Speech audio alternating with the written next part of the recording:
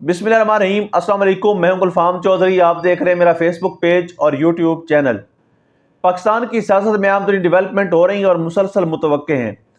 इस सिलसिले में हमारे साथ मौजूद हैं डॉक्टर शहबाज गिल साहब। तो उन्होंने कुछ आमतरीन इंकशाफात भी किए हैं और उनकी आने वाली वीडियो रिसेंटली मोस्ट इम्पोर्टेंट और इंफॉर्मेटिव वीडियो है। आइए पहले उनकी बात सुनते हैं, फिर उस पर बात करते हैं। सारा टाइम तराने चलते थे। जनरल साहब बात कर रहे हैं, बड़ी तिश्नगी थी उनकी, जो बॉडी लैंग्वेज बड़ी स्टिफ, बड़ी प्रेशर में, और वो करते थे। और फिर उसके बाद उन्होंने खूबसूरत काम ये किया, एक जिद्दत ज़रूर थी कि वो भी जिद्दत नहीं, बहुत पुराना हम यही काम करते हैं कश्मीर डे पे, दूसरी जगहों पर हम ऐसे ही रियासती बयान अपना बनाते हैं कि उसके बाद मर्जी के स्टूडेंट्स को पकड़ के उनके क्लिप्स लिए जाते थे, जिसमें बताया जाता था कि DGSPR साहब ने कितना अजीम काम किया यहाँ आकर, कैसे हमारे सवालों के उन्होंने जवाब दिए। ये तो हमने देखा है। उसके पीछे हमने फिर एक और मोतबर शख्सियत देखी जो आर्मी चीफ साहब के बहुत क्लोज सर्कल के अंदर वो भी हैं, जनरल शरीफ साहब की तरह। वो हैं पंजाब की चीफ मिनिस्टर, जी हाँ, मरियम नवाज साहबा। उन्होंने तो फिर कुट कुट जफियाँ डाली जहाँ भी वो गई। उन्होंने तो स्टूडेंट्स को सुला दिया, मीन ऐसी ऐसी लोरियाँ दी, ऐसी ऐसी लंबी जफियाँ दी उन्होंने उन स्टूडेंट्स ने। अब आप मेरी बात का बुरा बना जाएंगे क्योंकि मैं कई बातें बोलता हूँ। दुनिया में कई ऐसे परफ्यूम्स हैं जो इतने महंगे हैं। मैं जस्ट आपको एग्जांपल दे देता हूँ कि एक एक परफ्यूम जो है वो पाकिस्तानी कई कई लाख रुपए का है। अब जो मेरे जैसा गरीब आदमी है उसने पूरी ज़िंदगी में, अब आपने कहना आपने अपने आप को गरीब कह दिया, मैंने चले इस्तारे के तौर पे कह दिया ताकि मैं किसी को कहूँ तो आपको ये ना लगे कि उसकी हक तलफी कर रहा हूँ। उसने तो सारी ज़िंदगी वो परफ्यूम सूंघी नहीं होगी जो बाजी यूज़ करती होंगी। तो चलें, बच्चियों का एक तो कम से कम फ़ायदा हो गया कि उन्हें जो लोरी और खुशबू जो है अच्छी, वो आपको सुलाती है, मीन कंफर्टेबल करती है, वो आपको बहुत अच्छी लगती है। तो अब बाजी ने वो जो नायाब किस्म के ऊद और बहुत सारी डिफरेंट डेलिकेसीज हैं परफ्यूम्स में, वो इस्तेमाल की होती होंगी, मैं उम्मीद ही कर सकता हूँ, क्योंकि जाहिर है उनकी जो सिलेक्शन ऑफ प्रोडक्ट्स है और जो उन्हें गिफ्ट्स मिलते हैं उससे यही मैं समझ सकता हूँ।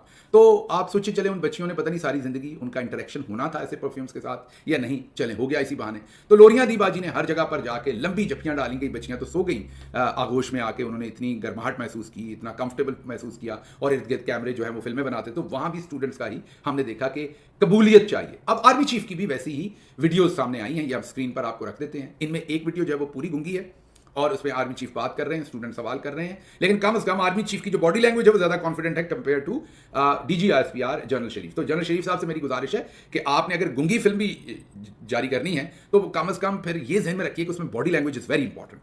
वैसे इंपॉर्टेंट होती है बॉडी लैंग्वेज, लेकिन जब फिल्म गूंगी हो तो उसमें तो फिर एक्टिंग या मीन बॉडी लैंग्वेज ही ज्यादा इंपॉर्टेंट है। तो आर्मी चीफ यहाँ सबकत लेके गए हैं, वो कम स्ट्रेस में नजर आ रहे हैं, उनकी बॉडी लैंग्वेज ईजी है। ऐसी मुखालफत बराए मुखालफत नहीं करनी चाहिए, उनकी बॉडी लैंग्वेज ईजी है। आपकी बॉडी लैंग्वेज बहुत, आप स्ट्रेस्ड होते हैं, तनाव में होते हैं, अब बहुत प्रेशर में होते हैं, और ये दुरुस्त नहीं है, आपकी सेहत के लिए दुरुस्त नहीं है। आप ज़रूर, मुझे नहीं पता इंतशार कलब या कोई और वजह है, लेकिन आप थोड़ा माइल्ड रहा करें, वो बड़ा इंपॉर्टेंट है आपके लिए। बहरहाल आर्मी चीफ साहब ने भी आज इंटरेक्शन की और उसमें भी मैंने जैसे कहा कि गूंगी फिल्म चली और फिर एक फिल्म के अंदर तराने चले, स्टूडेंट्स जब सवाल पूछ रहे हैं, उसमें भी हमारे सामने कुछ नहीं आया। ये भी रात गए फुटेज जारी की गई है। मैंने जैसे आपको कहा कि ये भी मेरी समझ से बाहर है कि आर्मी चीफ की जो न्यूज़ है वो, ये DGSPR ने नया टाइम क्या है, रात की ट्रेन समासठा एक्सप्रेस चलती थी वो तो हमें याद है, लेकिन ये समासठा एक्सप्रेस क्यों चलाई जाती है? DGSPR भी अपनी खबर रात को ही चलाते हैं, आर्मी चीफ की भी खबर रात को ही देते हैं। रात में तो अमूमी तौर पर हमने वो खबर देनी होती है कि जिसको हमने दबाना हो, जिस खबर को देना भी हो लेकिन ना भी देना हो। मैंने पहले भी एक दिन बड़ी डिटेल में एक्सप्लेन किया था, उसमें मैं नहीं जाऊंगा। लेकिन भारत आर्मी चीफ की जो खबर आई है उसमें आर्मी चीफ साहब ने स्टूडेंट्स को जो खिताब किया, उसमें जो मोटी लाइन निकाली गई है वो ये निकाली गई है, टॉप लीड स्टोरी जो उसमें से निकाली गई है वो ये कि आर्मी चीफ ने स्टूडेंट्स को कहा कि आप फ्यूचर लीडर हैं इस मुल्क के। अब अगर आर्मी चीफ वहाँ स्टूडेंट्स को खुल के सवाल करने देते तो वो पूछते कि जनाब जो हालात आपने पहले लीडर्स के साथ किए हैं, क्या आप हमसे भी वही करने वाले हैं? उसके बाद कौन लीडर बनना चाहेगा? जैसे आपने इमरान खान के गिरेबान पर, जाहिर है आप ही के अहकाम पर हुआ, रेंजर्स वैसे तो नहीं कर सकती कि गिरेबान पर हाथ डालकर पकड़ा गया, उनकी टांग पर जो जख्मी थी उस पर डंडे मारे गए, उनके सर में डंडा मारा गया, ये सब कुछ वकील बता चुके हैं, हाई कोर्ट्स के शीशे तोड़े गए। बाद में सुप्रीम कोर्ट ऑफ पाकिस्तान ने उस गिरफ्तारी को गैर कानूनी, उसको गुंडागर्दी डिक्लेयर किया। उसके बाद जो कुछ 9 मई के अंदर हुआ, जो शहादतें हुई 25 के करीब, उसका आज तक कोई अजाला नहीं। मिलिट्री कोर्ट्स में जैसे लोगों को सजाएं दी गई और अब जब वो ओपन कोर्ट्स के अंदर केसेस आ रहे हैं तो उनके अंदर कोई सबूत मौजूद नहीं है।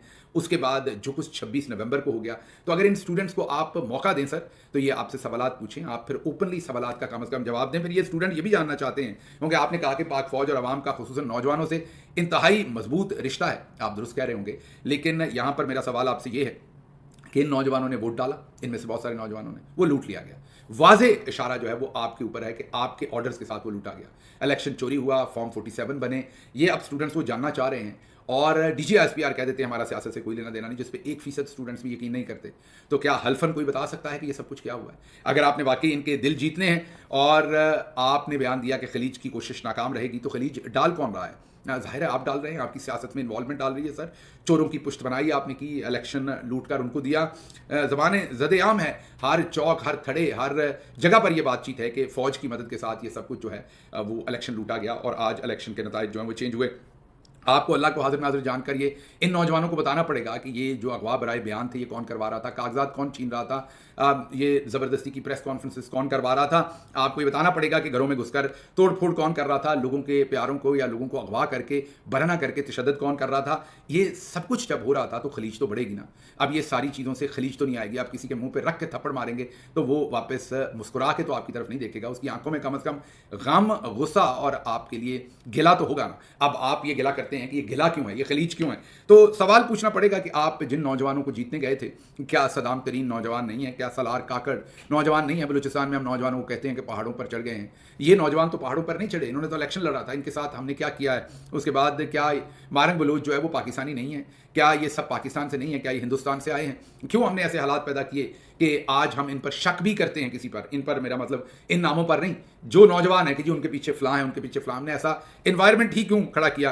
क्यों आज का नौजवान जो है वो मुल्क से बददिल होकर ऐसी कश्तियों में सवार होकर यूरोप भागने की कोशिश कर रहा है जो डूब जाती हैं और आए दिन पाकिस्तानी डूब कर जो है वो वफात पा रहे हैं, जाँ बाक हो रहे हैं। अगर यहाँ पर बैठे स्टूडेंट से आपने वाकई कुछ सच में जानना है तो आप DGISPR साहब के ट्विटर से एक सर्वे करवा लें। आपको ट्विटर पसंद नहीं है, कोई और इंडिपेंडेंट सर्वे कंपनी हायर कर लें, उससे एक सर्वे करवा लें। अगर आपको अभी तक नहीं पता कि आपके किन कामों की वजह से ये खलीज है, किन कामों की वजह से लोग आपसे इस टाइम बहुत ज़्यादा दुखी हैं, लोगों को बहुत गिले हैं आपके किन कामों से, और किन कामों से जो इमरान खान ने कहा कि खलीज है और बढ़ती जा रही है और बदनामी हो रही है हमारी फ़ौज की, वो किन कामों से अगर आप जानना चाहते हैं तो सर्वे कंपनीज़ हैं और आपका इदारा उन सर्वे कंपनीज़ को यूज़ करता है, इस्तेमाल करता है। हमें भी पता है, आपको भी पता है। आप उन्हीं जो सर्वेज़ की रिपोर्ट्स हाल ही में आपने करवाएं, आपके सामने आई, उन्हीं को पढ़ लीजिए कि मसला ये है कि आपका सच भी आपका अपना सच है और आप वही सच सामने रखना चाहते हैं। इमरान खान इन नौजवानों का हीरो है। 90% लोगों ने उसे वोट दिया है। आपने उनके नाम टेलीविज़न पर लेने पर पाबंदी लगा दी। आपने कहा सुर्ख लकीर फेर देनी है। आपने उनके ऊपर बदतरीन केसेस बनाए और सब कुछ कर देने के बावजूद ये नौजवान उनके साथ खड़े हैं। आप इन्हें जीत सकते हैं, लेकिन आपको उसके लिए सच बोलना पड़ेगा। और आपका मसला ये कि आप अगर सारा सच बोलेंगे तो आपको पता है कि फिर जो कुछ आप कर चुके हैं वो सब आप, मेरा नहीं ख्याल कि आप बताने की पोजीशन में भी हैं। इसलिए मेरी आपसे गुजारिश है कि अगर आपने वाकई इन नौजवानों को यकीन दिलाना है कि इनका मुस्तकबिल पाकिस्तान में है, यकीन दिलाना है कि ये फ्यूचर के लीडर हैं, तो जो आज की लीडरशिप है उनके साथ पहले ऐसा सलूक कीजिए जो इंसानों के साथ किया जाता है। लीडरशिप तो छोड़ दें, लीडर्स के साथ जो सलूक होता है वो तो छोड़ दें, जो इंसानों के साथ होता है उनके साथ वो सलूक करें। ये नौजवान खुद ही आपके साथ जुड़ जाएंगे। लेकिन जिस तरीके से अखबार बराए बयान, चादर चार दीवारी, घरों की दीवारें, खवातीन की बेहतरामी, इलेक्शन का लूटना, चोरों को मसल्लत करना और उसके ऊपर 26 नवंबर जैसे वाक़यात होने, ये सब कुछ जो है ये इन नौजवानों के दिलों में आपका घर नहीं होगा, कुर्बत नहीं होगी, बल्कि ऐसी एफर्ट से मामलात और पेचीदा होंगे और दूर होंगे। जी बिल्कुल, जिस तरह से आपने डॉक्टर शहबाज गिल साहब को सुना, उन्होंने बताया कि पाकिस्तान की सियासत में कितनी ज़्यादा तब्दीलियाँ मुतवक्के हैं और इंटरनेशनल सतह पर जो वाशिंगटन DC है और डोनाल्ड ट्रंप की हुकूमत के हवाले से कुछ आम तरीन चीज़ें हैं वो भी उन्होंने शेयर की। अब तक के लिए इतना ही। अल्लाह पाक वतन अजीज़ का हामी और नासिर हो। पाकिस्तान जिंदाबाद।